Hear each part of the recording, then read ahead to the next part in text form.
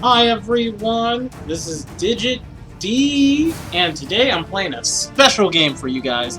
It's called South Park Fractured Butthole. But this is not a playthrough, this is of my review for South Park Fractured Butthole. So stay tuned and you guys get to check this out. It's an in-depth review of South Park The Fractured Butthole. It didn't take that long to beat this game, but I beat the whole game, beat all the DLC that it had to offer, except some of the challenges. So basically mean I still didn't beat all of it, but I still completed the challenges, which is the fun part. So let's hop right into it. Look at the graphics. The graphics of this game look cool. It looks nice. It looks awesome. There's shattered glass, but you probably don't see it behind my camera. We're just going to continue up where I'm at in the game so you can actually see what I mean, what this game's all about, and we're going to talk about it.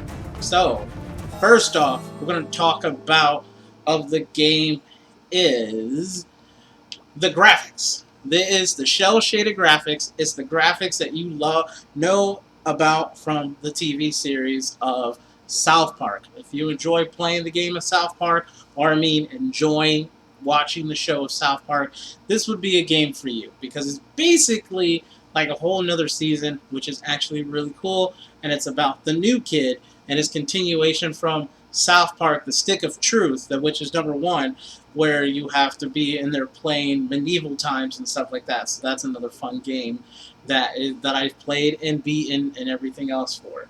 So you can tell by the graphics, they're really easy, they're really simple, they're shell shaded, they're more of a cartoon look and feel, but they look like the TV show. Basically, everything looks like the TV show.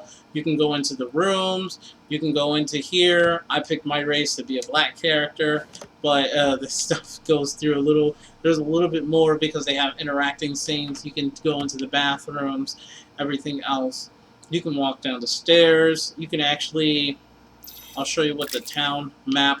Here's the map of the town. So it's still the same area from the first game, but they added some more stuff to it and everything else.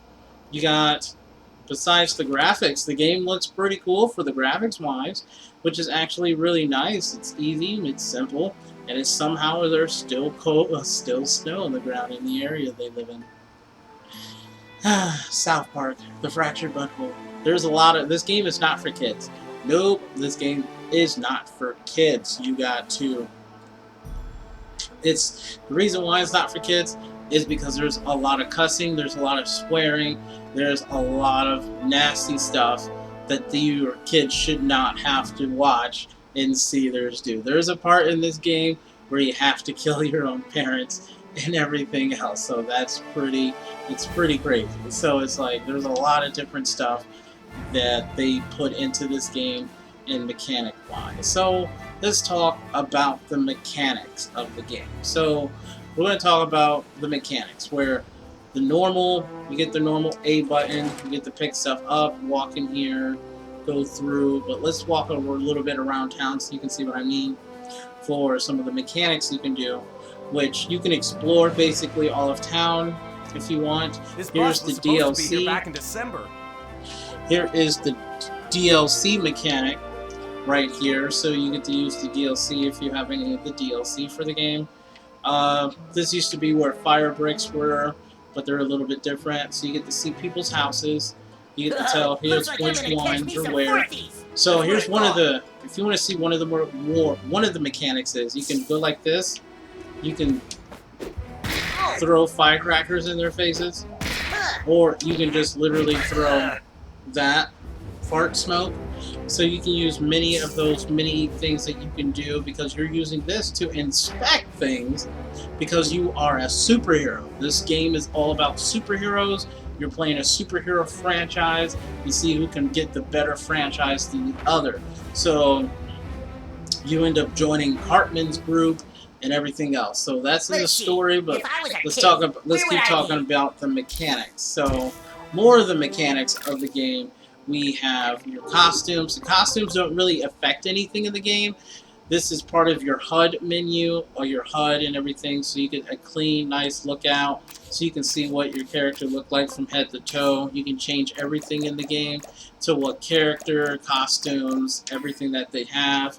You can even change out the costume. You can change out the facial hair, base makeup, the accent makeup. You can do a lot of customization in this game. They added a lot of customization detail into this game that makes it actually feel really cool, so you can make it your character of you're living the way of what you want to do in South Park, which is pretty cool. Um, More of the mechanics. These are called artifacts. These are your power-up abilities that you're able to get to make your guy a little bit stronger. And then whatever you do to make your character stronger, everything else is based on that. So it's based off of what are your nodes and what type of way you want to play. Right now, I play a knockback damage build character superhero. It's where I do nothing but knockback damage moves, and those do a really lot, rack up a lot of damage. You can switch it up to status effect. You can switch it to critical strike damage, ultimate recovery. The ultimate, you can just do an ultimate build where you get nothing but ultimates every time. It's pretty crazy because that ultimate meter does fill up pretty darn quick in the game. You got some pretty cool stuff in this for what you can do or use for your patches, but you have to collect these patches over time. Some come easy, some are through a puzzle, some you have to build and craft it yourself. So this is another part of the game mechanics. They did add crafting to the game. You can craft your own items. You can craft items that you can use so you can help your character learn or get better skills or get better crafting points. The highest crafting rank level is level 20. So as you're playing through there's some items I haven't gotten because I haven't found them yet. I have to figure out the rest and figure out the puzzles to get the craft so I can make it. And then once I make it, it's only going to allow me to do it once unless I do some glitching or there to get so I can get it more, so I can use it more and everything else. So you can make costumes. You can make costumes in here. I don't have any materials for costumes, but you can make your items. You can make some of the summon materials in the game because they do add summons, which is actually pretty cool. Like from the first one, there is summons. You get the list of all the items, base components that you use, and everything else. So they made this more interactive with creating and crafting more stuff. I actually jumped into this game. I got hooked, and I couldn't stop playing for a while until I actually beat the game, which is the game is kind of short. That's the part. But other than that, it's still a pretty good game. It's still a really good game. It's still a really good fun game. And if you want to come back and enjoy it more and more and more, I suggest you should hit this up. So let's talk about your inventory. You got your normal inventory here. You got your mission items, what items you picked up, what stuff you uses, dolls, for story missions. You can tell how much money I have. I have $4 grand. The maximum amount you can get is $9,000. That's about the maximum amount of money they will allow in this game. You can see your character sheet here, where you get to look at all your characters, see what ability he has, what's going on with his character stuff. You can see all the what my race is. I played a black Japanese heterosexual cisgender boy. Agnostic heart, power sources from my heart. My kryptonite is crap people. And then here you get to see all the other characters and what they are. If you have their character sheets, you can get to see what their character moves are and what they are, what they're good, and certain stats and stuff like that. So that's one of the cool things. Another one of the game mechanics are the summons. I haven't found all the summons yet. I don't know which one's the last one. I think the last one might be Jesus. I don't know, or it might be Santa Claus or something else, but all the summons are really weird. This one's really weird, but extremely powerful. It's extremely powerful. This one heals your parties, and I have not seen this one. She's supposed to call her friends, and they come in and just whoop it. They just go crazy, kick butt all day. So you get do your fart powers that you have, because during the game you will accumulate fart powers. So you got time fart, you got time fart summon. Time fart summon is one of the best ones in the game. It's literally the best one, because you can either you're in a tough situation, You need an extra character, use Time Fart Summon, and you'll summon a past self of yourself, which is pretty cool. Has all your moves and abilities and strengths, everything, and then boom. It's pretty awesome. You got the Time Force glitch where you glitch yourself out and then you can just beat up an opponent for a while. And then you got the time and night cycle where you can switch between day and night, which is actually pretty cool. These are your just titles. Titles are recommended. Titles, you get experience once you do a certain amount of things or defeat or how many you get. You get experience points for all the titles and everything else. So let's talk about the powers. You got certain powers and classes in the game, which you can actually see from here. You can see what they look like. They tell you what space of the area, because the game is a grid game. It's a battle grid system. This is all still part of the mechanics. This is all in the game mechanics. So you got, it's a grid type style. So this one, you can hit so many spaces that are yellow. It either can deal damage to an opponent or it can heal you. It all depends on what the move is. This one does knockback damage. You can tell by what direction of what it does. This does knockback damage. You can tell by the little person it does knockback damage. This says it doesn't, but it is knockback damage, which is actually pretty good. It's pretty darn strong, so you can actually test out your preview moves and see what it looks like. This is part of the DLC character called the one thing.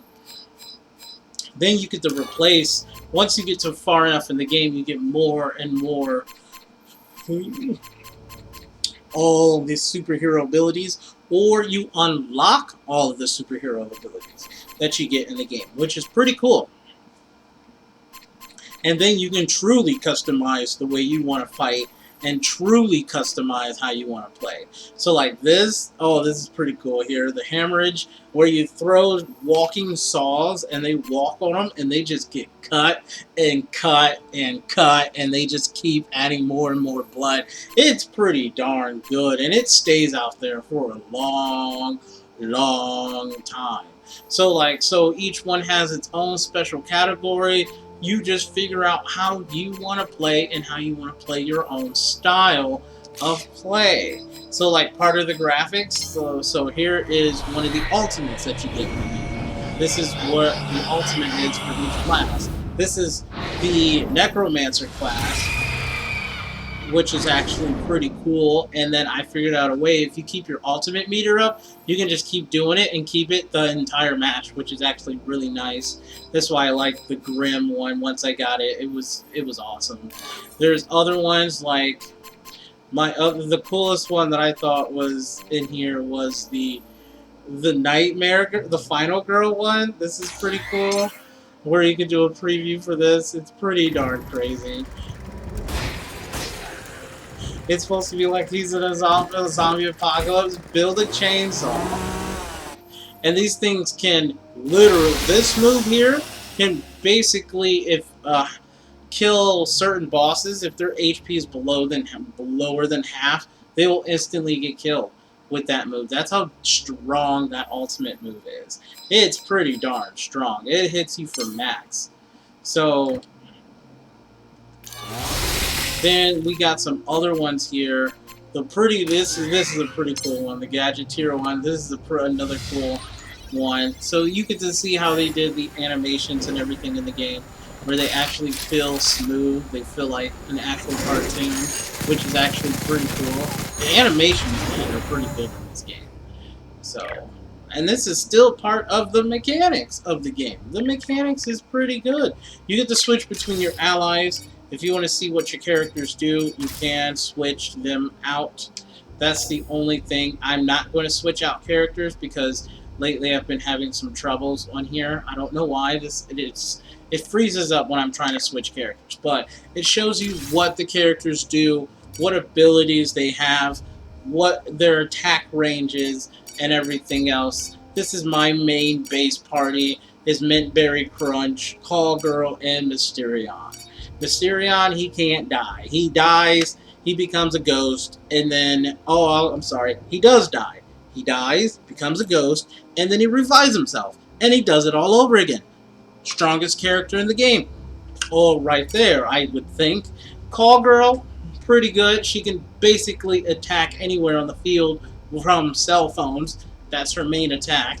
And Mint Berry Crunch can attack anywhere on the field and give Mint is a his Mint ability is a it's a shield. So you get a Mint shield and it protects everybody. Let's see. If I was... So, like I said, you can build your way you want. This is your HUD screen.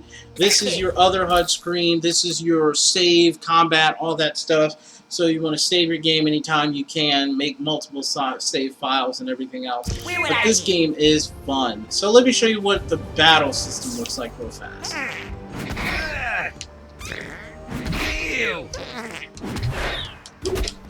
He hit me first, but it won't matter. I still got this match. Fight! Time to take out the fourthy trash! Microaggression. This is one of the microaggressions. Oh. You don't get the microaggressions until you talk to the one teacher. So this is what I mean. You get to summon your past self right here. We're up to our necks in butthole.